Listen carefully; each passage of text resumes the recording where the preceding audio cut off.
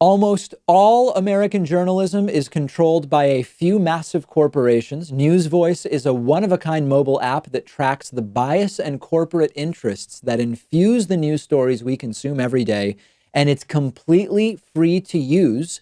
Go to newsvoice.com/Pakman to download it.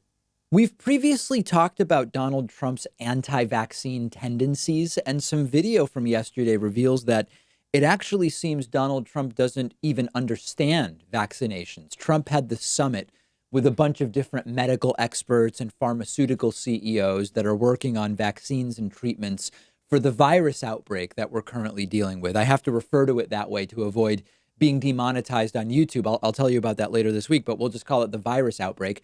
And Dr. Leonard Schleifer from Regeneron Pharma is talking to Trump in this clip we're about to watch.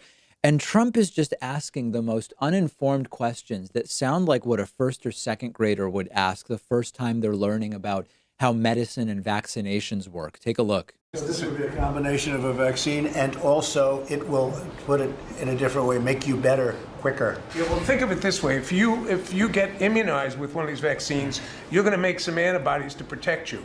We're going to already make those antibodies and give them to you so you don't have to go through that whole process. Does anybody think that talking to Trump about antibodies is going to clear up his perspective on what it is that's going on? And then this is the big shocker. Trump starts to get the idea that the flu vaccine could be given to people to protect them from COVID-19, which is just shocking that a wealthy, educated 70-year-old man thinks that a vaccine for the flu would maybe work on this. And Trump has been going around for 2 weeks now comparing this to the flu. He knows that these are two different things, but he says, don't you think if we gave people a solid flu vaccine, maybe it would help people with, quote, corona? And the doctors in the room say, no, Mr. President, that would not work. But the same vaccine could not work. You take a solid flu vaccine, you don't think that would have an impact or much of an impact on corona?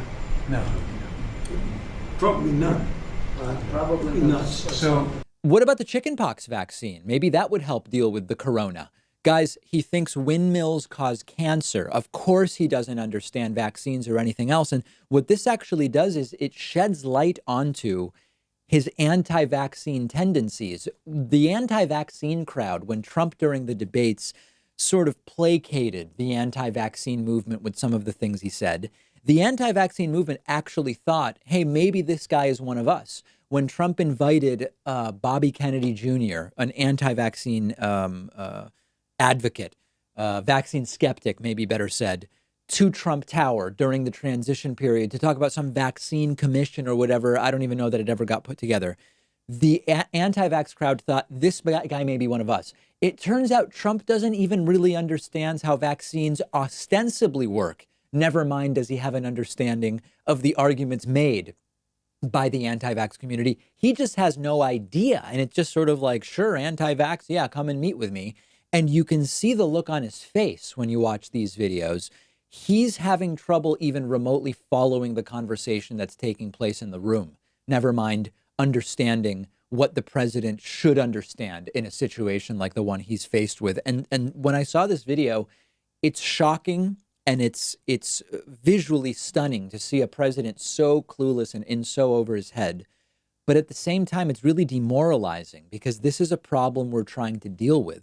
And, you know, is Trump next going to suggest let's spray people with Lysol to either protect them or ourselves? It's actually worse than a dystopian reality because it's a flat out idiocracy. And as the numbers continue to get worse and the administration seems clueless, having a guy who prays about disease running the entire thing, having a guy who doesn't even understand vaccines meeting with pharmaceutical companies, I am not optimistic about the U.S. The White House's role in all of this. What I'm hoping for is that other countries, as well as agencies and organizations in the U.S. that are working relatively independent of the control of the White House, will be able to make some progress and make some things happen here.